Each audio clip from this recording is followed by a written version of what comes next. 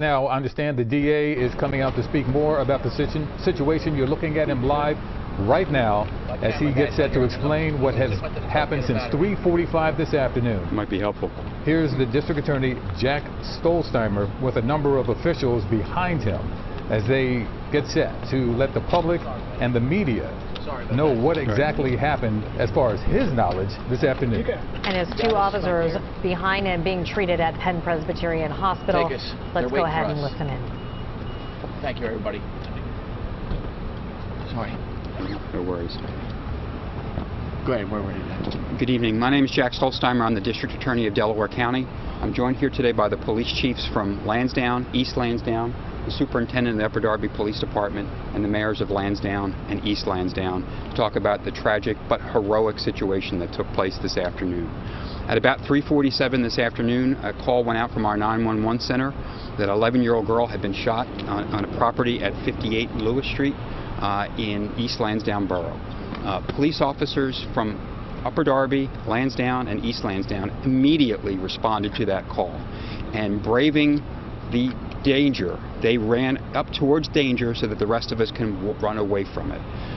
They were immediately met by gunfire, and two officers have been struck, one from Lansdowne, one from East Lansdowne. They are both doing okay. I just visited with their family, as we all did. They are being taken care of in great care here at the hospital. We expect them to be perfectly fine, but they have been through a trauma. And it was because of the Upper Darby Police Department, who also responded to that call, that these officers are alive today. They were dragged out of danger by Upper Darby police officers. Everybody in law enforcement in Delaware County works together. And we just had a tremendous showing of all of our mutual aid. All of our departments were on scene, some are still on scene, and East Lansdowne dealing with the aftermath of this. As you know, the house was then set on fire. We don't know who the occupants are. We don't know who the shooter was at this point. We don't know how many people are in there or even if they're even still alive. Our compatriots and our colleagues are on scene dealing with that right now. But we are happy to tell people in Delaware County right now that keep praying for these officers and their family, but they're doing well. They're going to be okay. Thank God for that. And I just can't thank these officers and this team enough for the heroism displayed every single day by our police officers throughout the county, but particularly today. I can't thank Upper Darby police officers enough for what they did to drag these two gentlemen away from the gunfire, or we might be having a whole different conversation tonight about what happened. Any validity to the initial report? We have no idea. Let me just say right now, we are still actively investigating the scene. We don't know who was in the house. We don't know who the shooter was. We don't know how many people are in there. We don't know their status. We don't know if they're alive. Police officers right now are making sure that that scene is secure. The gunfire has stopped. I just left that scene. Some of us, the chiefs, did as well. The house was still on fire, so we weren't able to make entry yet into the house because we're taking it safely for all of the officers on scene. But we will get to the bottom of it, and we will continue that investigation to know whether or not an 11-year-old girl was or was not shot, but more importantly, who shot these police officers, and we intend to hold everyone accountable. Jack, can you explain to the people who are watching this on TV and wondering why you weren't putting out the fire? Just explain to the neighbors and everything why you weren't putting out that fire. Sure, because officers were taking gunfire.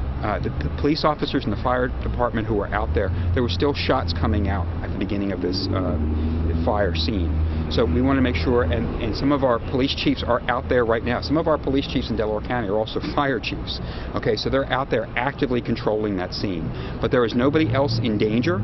We've made sure that the entire block has been emptied of people, and that fire is now mostly under control. But again, we're not going to go make entry into that house until we know that the fire is under control and that it's safe for those officers to go in there. We don't want another single officer hurt tonight in Delaware County. Jack, can you give us about how the Upper Darby officers, they get on scene, and can you explain more about how they were dragging them? Like, how did that all play out? I'm going to answer that question. In fact, I'm going to let Superintendent Bernhardt answer that question. But Annie, I can't tell you the exact details of their injuries right now. Their families are with them. I want to protect their privacy at this point. I don't want to tell you the officers' names or their injuries. They are not life-threatening injuries. Both officers are going to be fine, God willing, but they are doing okay, and they're here getting great treatment. But they weren't both shot. They were both shot. Okay. And one each? One each. Okay. Yeah, one wound each. And both males? Yes, male police officers. Can you tell us how long they've been with the department for? Chief? Mine's 20 22 years. Veteran police officers, 22 years. The officer from East Lansdowne, 22 from Lansdowne. And how many officers are in your, you have a small department, right? We don't want to take a lot, they're not going to take a lot of questions. They're going to go back inside and talk to the family. But I do want to have Superintendent Bernhardt, because I think this is a very important, I think people need to know how heroic our police officers are. Not just responding to a call, but taking care of each other. Jim, would you mind? Absolutely, Jeff. Yes.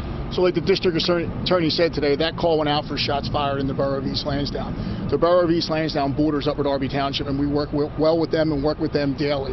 When that call went out, our officers automatically responded to that scene on the uniblock of Lewis Avenue.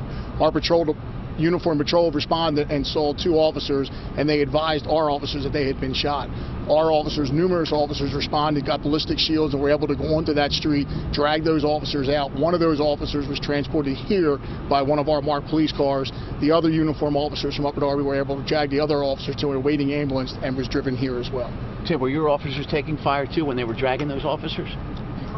All officers that were on scene initially were taken on fire, and then when they removed themselves from it, there was no more gunfire at that point. We're now going to go back inside. These guys have to go deal with the situation that is still unfolding in East Lansdowne. I appreciate you all being here. We want you to know that these officers are doing well. We ask for the continued prayers for them and their family. They have to recover from this trauma. But thank you for taking the time tonight. We're going to go back inside and continue dealing with the ongoing problem. Thank you. You have been listening to Delco DA Jack Stollsteimer informing the public about the chaotic situation in Delco today, calling it a tragic yet heroic situation as officers from all over the area responded, dragging their fellow officers to safety after taking on gunshots from this home in Delco.